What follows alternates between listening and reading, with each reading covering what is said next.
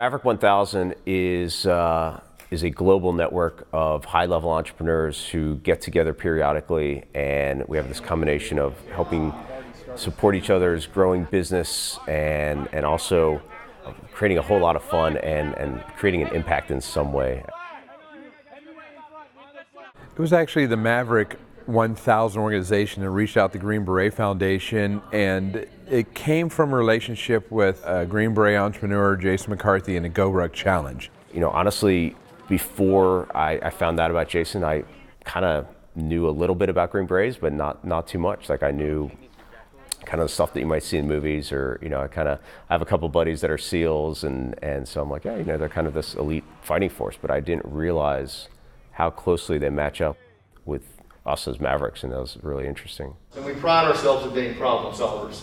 We look to go into areas that are extremely complex and try to help sort them out on behalf of the nation. We have engineer sergeants that can do horizontal, vertical construction and then blow it up. We have communication specialists on the team who can do everything from tap out Morse code to internet networking. So they are high performers, and the quicker we get them back in the game, the better it is for our society. And I think at the end of the day, that's what we all have to keep in mind. So we've just had a great day today where we've had a chance to have all our Maverick entrepreneurs work together with the Green Berets, both those who are leading some amazing businesses and those creating new businesses as well. And there's so much synergy between those who are out there looking to start a business or looking to create value in life and those who've been serving in the Army. You know, you said a lot of things that the Green Beret does that as a business owner, you know, really hits true to me. What we look for when we hire people, you know, you said we're problem solvers, we have people skills, we understand culture, and we understand the value of networking. If somebody tells me that in an interview, I'm hiring him before he can finish his sentence, you know?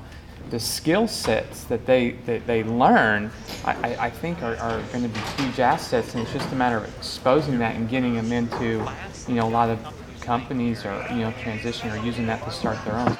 The key thing is how to make that transition, and I think there's so much in terms of hidden or untapped resources that can be made available both ways, in terms of the skill sets of Green Berets for business, and at the same time the skill sets within business, whether you're looking for a job or whether you're looking for being involved in the business, that can be shared back the other way as well.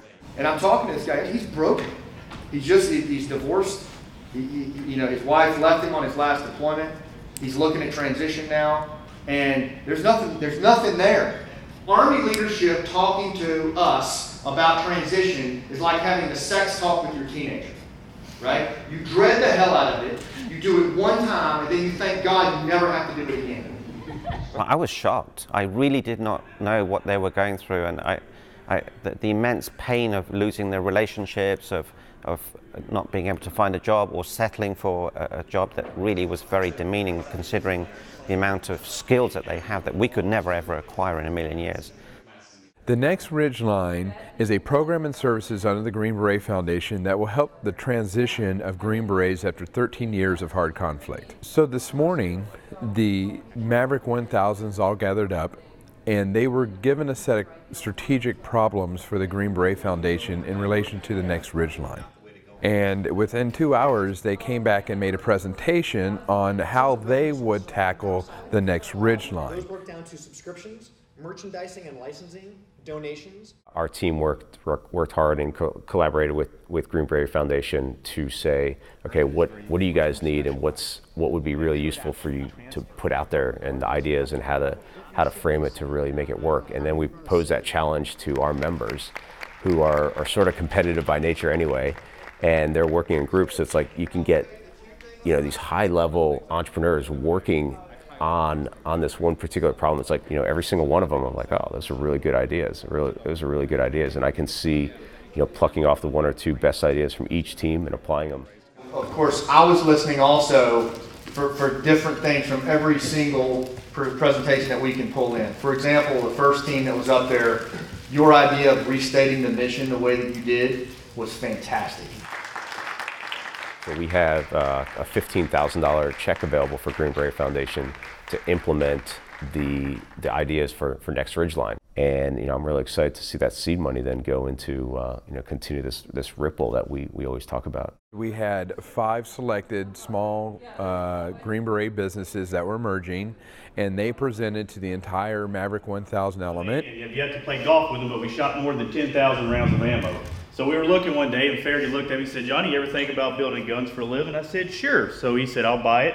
You build it. If we sell one, right on. If we don't, right on." So here I am building guns. And a $5,000 cash reward was awarded to Stay in Step, a spinal cord injury institute that will help, quadriplegics, paraplegics on the road to recovery. Being a Green Beret, you know a lot about being a Green Beret, but not a lot about growing a business, and that's something that we, come by it honest. And to have so many people that have not only an entrepreneur, but a very successful entrepreneur with the wealth of knowledge by themselves, but collectively, just how they could all come to you and give you their idea of how they could help your business is just something that you're not going to get anywhere else. So that was just unbelievable to have that help. With individual Mavericks, they have come out and said and offered support at their core competency level. As far as the two organizations, we will always be able to cross-level and talk, and if we have issues, they will now become a reference and a source to help support us.